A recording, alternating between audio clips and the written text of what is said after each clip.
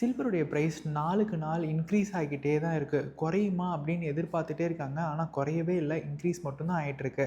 எல்லாத்துக்கும் இருக்கக்கூடிய ஒரு டவுட், ஃப்யூச்சரில் இது எப்படி இருக்கும் அப்படிங்கிறது தான். இப்போது இன்க்ரீஸ்க்கான காரணம் நமக்கு திடீர்னு சில்வர் மேலே ஒரு ஆர்வம் வந்ததுனாலையோ இல்லை சீஸ்னல் டிமாண்டாலேயோ மட்டும் கிடையாது.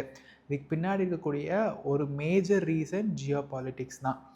இத்தனை நாள் வரைக்கும் நம்ம சில்வரை ஒரு மெட்டலாக மட்டும்தான் பார்த்துட்டு இருந்திருப்போம். ஆனால் அது ஜஸ்ட் மெட்டல் மட்டும் கிடையாது இனிமேல். அது ஒரு ஸ்ட்ராட்டஜிக் இண்டஸ்ட்ரியல் கமாடிட்டி. எப்படி நம்ம ஒரு க்ரூட் ஆயிலை பார்க்குறோமோ அதே மாதிரி தான் இப்போது இந்த சில்வருக்கான வேல்யூவும். குளோபலாக சில்வருக்கான தேவை அப்படிங்கிறது இன்க்ரீஸ் ஆகிக்கிட்டே தான் இருக்குது. இதுக்கு மேஜர் ரீசன் என்ன அப்படின்னா, இன்றைக்கி இருக்கக்கூடிய லேட்டஸ்ட் டெக்னாலஜிஸ் எல்லாத்துக்குமே இந்த சில்வர் தேவை. Right from semiconductors, electronics manufacturing, solar panels, அதே மாதிரி defence mechanism manufacturing, medical equipments, EV இண்டஸ்ட்ரீஸ்ன்னு சொல்லிட்டு எல்லா இடத்துக்குமே இந்த சில்வர் தேவைப்படுது. குளோபலாக இந்த சில்வருடைய சப்ளை அப்படிங்கிறது டிமாண்டை விட ரொம்பவே கம்மியாக தான் இருக்குது. இந்த டெஃபிசிட் சப்ளைனாலையும் இந்த ப்ரைஸ் இன்க்ரீஸ் ஆகிக்கிட்டே தான் இருக்குது. இவ்வளோ இம்பார்ட்டண்ட்டான சில்வருடைய சப்ளையை யார் கண்ட்ரோல் பண்ணுறான்னு பார்த்தீங்கன்னா சைனா தான். வேர்ல்டில் இருக்கக்கூடிய யூசபிள் சில்வர் வந்துட்டு 70% சப்ளை பண்ணக்கூடியது இந்த சைனா தான்.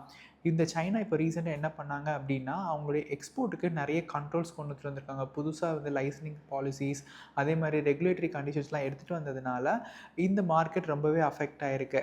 ஜென்ரலாக ஈக்விட்டி ஷேர்ஸ்லாம் வந்துட்டு எப்போ இந்த ப்ரைஸ் அஃபெக்ட் ஆகும் அப்படின்னா ஏர்னிங்ஸ்னால அஃபெக்ட் ஆகும். ஆனால் இந்த கமாடிட்டி மார்க்கெட் வந்துட்டு பாலிசி, கண்ட்ரோல் அண்ட் ஸ்கேர்சிட்டினால் ரொம்பவே அஃபெக்ட் ஆகும். இந்த சைனா கொண்டுட்டு வந்த இந்த கண்ட்ரோல்னாலையும் ப்ரைஸ் வந்து அஃபெக்ட் ஆகிருக்கு. அண்ட் இதோடைய டிமாண்டும் ஒரு ஃபேக்டர். இந்த ரெண்டுமே சேர்ந்து தான் இதோடைய ப்ரைஸை வந்து அஃபெக்ட் ஆகிருக்கு. நியர் ஃப்யூச்சரில் குறையிறதுக்கான வாய்ப்பே கிடையாது. ஏன்னா சில்வரை ரீப்ளேஸ் பண்ணுறதுக்கு வேறு மெட்டலே இல்லை. அதனால் ப்ரைஸ் இன்க்ரீஸ் ஆகிக்கிட்டு இருக்கு.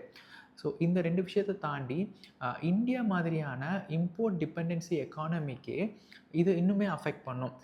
இண்டஸ்ட்ரியல் காஸ்ட் ப்ரெஷராக இருக்கலாம், அதே மாதிரி கமாடிட்டியோடைய வாலட்டாலிட்டி, இது ரெண்டுமே அஃபெக்ட் பண்ணுது. இந்தியனில் இருக்கக்கூடிய ரீட்டைல் இன்வெஸ்டராக இருக்கீங்கன்னா நீங்கள் இதுக்கு பின்னாடி இருக்கக்கூடிய எமோஷ்னல் ரீசன்ஸை தேடுறதை விட்டுட்டு மேக்ரோ ரீசன்ஸை வந்து தேடினீங்கன்னா லாங் டேர்ம் இன்வெஸ்ட்மெண்ட்டுக்கு உங்களுக்கு ரொம்பவே யூஸ்ஃபுல்லாக இருக்கும். இந்த சில்வர் ப்ரைஸ் சேஞ்சஸ் எல்லாமே ஷார்ட் டேர்ம் நாய்ஸாக நீங்கள் பார்க்காம இதுக்கு பின்னாடி இருக்கக்கூடிய ஜியோ பாலிட்டிக்ஸையும் நீங்கள் கவனிக்கணும்.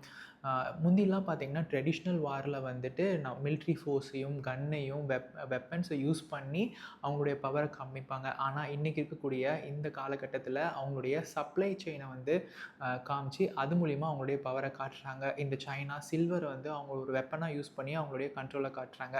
இனி லாங் டேர்மில் நம்மளுடைய மார்க்கெட் அதே மாதிரி நம்மளுடைய போர்ட்ஃபோலியோ வந்து ஜஸ்ட்டு நம்பர்ஸால் மட்டும் அஃபெக்ட் ஆக போகிறது கிடையாது. ஜியோ பாலிட்டிக்ஸ் ரொம்பவே அஃபெக்ட் பண்ணும். ஸோ நீங்கள் லாங் டேர்ம் இன்வெஸ்ட்மெண்ட்டுக்கு மேக்ரோ எக்கனாமிக்ஸையும் நீங்கள் ஃபோக்கஸ் பண்ணணும், ஜியோ பாலிட்டிக்ஸையும் ஃபோக்கஸ் பண்ணணும். அப்போ தான் இது யூஸ்ஃபுல்லாக இருக்கும்.